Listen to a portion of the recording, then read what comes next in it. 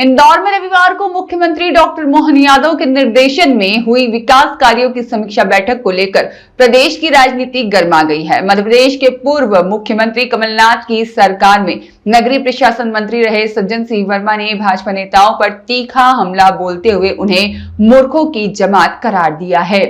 वर्मा ने भाजपा सरकार पर बीआरटीएस हटाने की गलत प्लानिंग और कांग्रेस सरकार की बनाई एलिवेटेड ब्रिज योजना को अपनाने का आरोप लगाया है।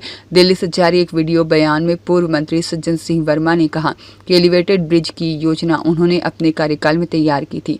इस परियोजना के लिए टेंडर प्रक्रिया पूरी कर राशि भी आवंटित कर दी गई थी, लेकिन कांग्रेस को इसका श्रेय नहीं मिले, इसलिए भाजपा सरकार ने इसे महत्वाकांक्षी प्रोजेक्ट को लटका दिया। वर्मा ने आरोप लगाया कि बीआरटीएस के निर्माण में हजारों करोड़ों रुपए का भ्रष्टाचार हुआ और अब उसे तोड़ने में भी भ्रष्टाचार किया जा रहा है। वर्मा ने कहा कि यदि 6 वर्ष पहले ही सही निर्णय लिया गया होता तो आज बीआरटीएस को तोड़ने की जरूरत नहीं पड़ती। नीचे बीआरटीएस चलता रहता और ऊपर से अन्य ट्रैफिक के लिए एलिवेटेड ब्रिज उपयोग में आता। उन्होंने इंदौर की जनता से सवाल करते हुए कहा कि अब लोगों को तय करना है कि वे इस मूर्खों की जमात से कब शहर को मुक्ति दिलाएंगे। वहीं इस बयान पर इंदौर के महापौर पुष्यमित्र भार्गव ने कड़ा पलटवार किया है। उन्होंने सज्जन सिंह वर्मा को दुर्जन सिंह बताते हुए कहा कि कांग्रेस नेता तथ्यहीन और भ्रामक बयान देकर जनता को गुमराह करने का प्रयास कर रहे हैं।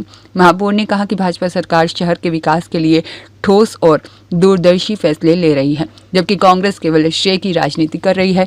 कांग्रेस सरकार के समय एलिवेटेड ब्रिज के लिए केंद्रीय मंत्री नितिन गडकरी ने ही राशि जारी की थी। उन्होंने कभी विकास के नाम पर राजनीति नहीं की, लेकिन कांग्रेस नेता वर्मा अपनी राजनीति के लिए इस तरह के बयान दे रहे हैं। मैं इस समय नई दिल्ली के मध्य प्रदेश भवन में खड़ा हुआ हूं।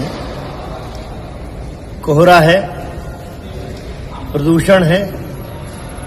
यही प्रदूषण इंदौर और मध्य प्रदेश में भारतीय जनता पार्टी ने फैला रखा है। इंदौर में एलिवेटेड ब्रिज आज से 6 साल पहले मैंने मंजूर किया था, जब मैं पीडब्ल्यूडी मिनिस्टर था। एलिवेटेड ब्रिज 6.5 किलोमीटर का था।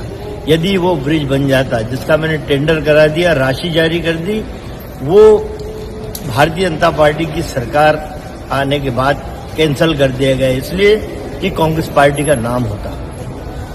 6.5 साल बाद आज फिर मूर्खों की उस जमात ने उस एलिवेटेड ब्रिज को 6.5 साल बाद समझ में आई कि ये एलिवेटेड ब्रिज जरूरी है, अब मंजूरी दे दी।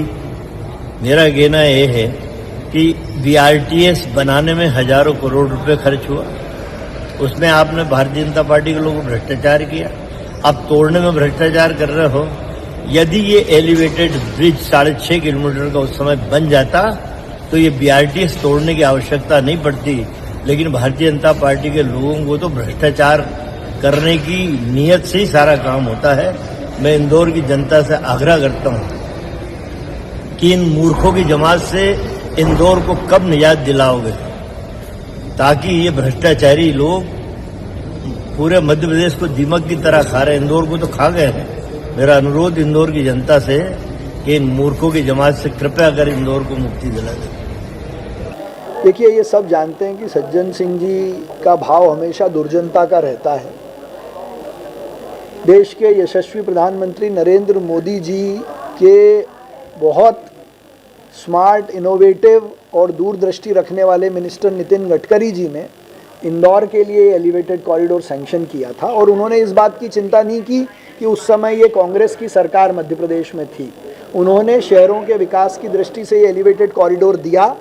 मैं तो ये प्रश्न खड़ा करना चाहता हूँ कि ये जो कॉरिडोर उनको दिया था, उसकी उन्होंने ठीक से प्लानिंग नहीं की। उस पैसे का सदुपयोग अच्छी प्लानिंग से करते तो वो डिले नहीं होता।